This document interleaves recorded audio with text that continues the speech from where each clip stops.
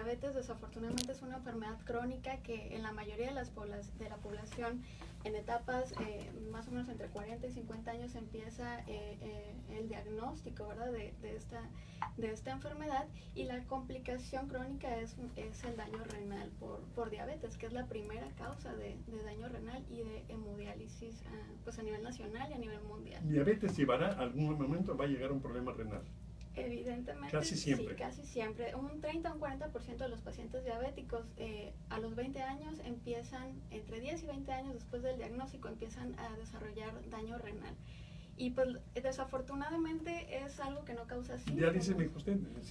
Sí, se hace el diagnóstico de daño renal y ya depende mucho del paciente, de los factores de riesgo que tenga, como diabetes, obesidad, si tiene antecedentes de tabaquismo, que progrese la enfermedad de manera rápida a un grado de llegar a una terapia de sustitución. En su consultorio, por ejemplo, hay una instalación como para diálisis precisamente, ¿verdad?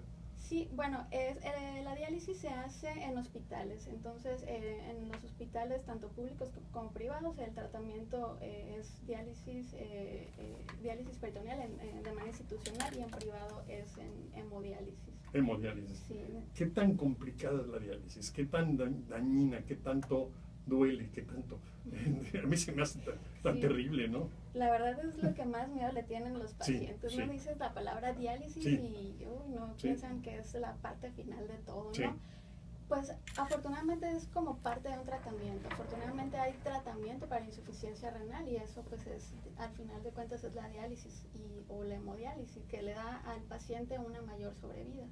Pero pues esta ya es un tratamiento de una complicación tardía. No duele, no hay ningún tipo de dolor. El paciente... ¿Se saca ¿Qué es lo que se saca en la diálisis? ¿La sangre? Sí, mire, hay dos formas de tratamiento.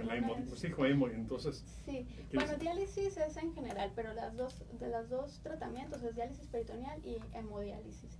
Lo que los pacientes a veces les da más miedo es la hemodiálisis, ¿no? Porque ven ahí la sangre, conectarse a una máquina, entonces eso les causa bastante temor.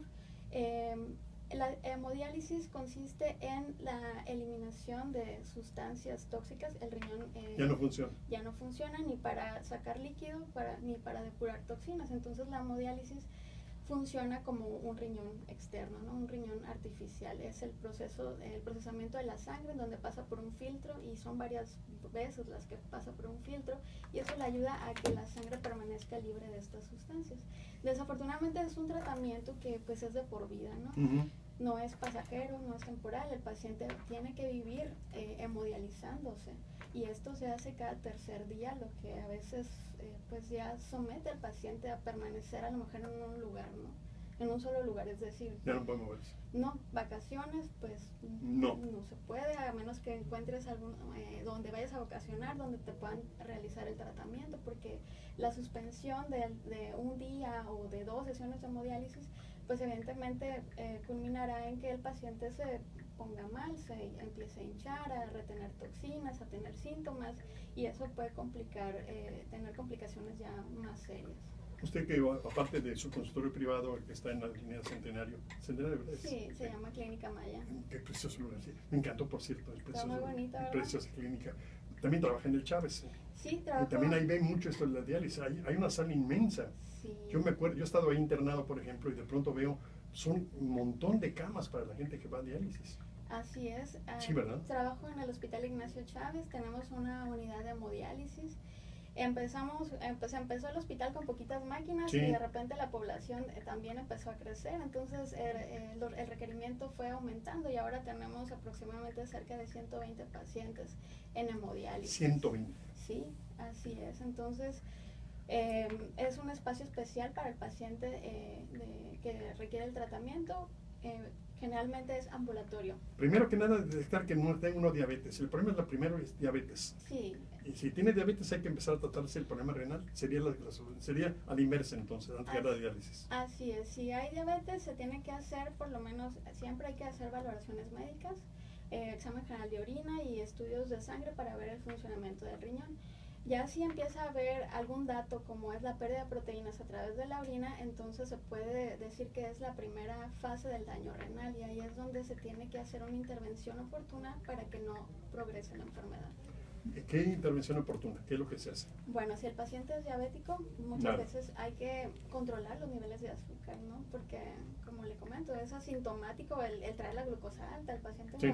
no tiene ningún síntoma, entonces puede andar en la calle con glucosas elevadas y realmente como no siente nada, pues a veces las intervenciones de los medicamentos las omiten, las suspenden, o la alimentación también no se lleva a cabo, y eso produce que vaya aumentando el daño, y no nada más a nivel de riñón, sino a varios órganos que puede afectar la diabetes, como por ejemplo ojos, vasos sanguíneos, entre otros órganos. Ahora, dijo usted, doctora, ¿se puede ayudar a controlar el daño renal? Sí. ¿Cómo? Bueno, Aparte de la diálisis. Aparte de la diálisis, primero cuando se hace el diagnóstico, hay que controlar las enfermedades que tiene el paciente. Desafortunadamente el paciente diabético muchas veces no es nada más diabetes, sino que también hay hipertensión. Tenemos que controlar y llevar a un buen Ya sé. diabetes, hipertensión. Yo soy hipertenso. Bueno, ¿la hipertensión está ligada al problema renal, la hipertensión, o no siempre? Sí, generalmente Sí. cuando hay daño renal empieza a haber cierto grado de hipertensión. Sí. Entonces va ligado. Otra Hay que intervención. controlar entonces, controlar el azúcar, y también en caso de la diabetes del hipertenso, controlar la presión arterial. La alimentación es parte importante. Sí, usted me tiene... del tratamiento. Sí, porque todo le hace daño al riñón, es decir, no nos damos cuenta. No, Usted es mi nefrólogo, es decir, perdóneme, yo sé cómo me tiene usted. Entonces hay que tener mucho cuidado con lo que uno come y con lo que uno bebe. Así es, Así con lo es. que uno, yo es lo que les comento, ¿no? La alimentación es la mitad del tratamiento, Sí, ¿no? porque el riñón todo pasa por el riñón. Todo pasa por el riñón, y no te lo podemos solucionar con pastillas para la diabetes, pastillas para la hipertensión, para el colesterol, para los triglicéridos, cuando muchas veces la base del tratamiento puede ser la misma alimentación. Entonces es bien importante controlar lo que comemos, además de las enfermedades que ya se han diagnosticado. Pues evitar el sedentarismo, realizar ejercicio, también evitar automedicarse, que es algo muy común, medicamentos. Ese es el otro tema. Sí. Sí, la automedicación es lo que le pega más al riñón, probablemente.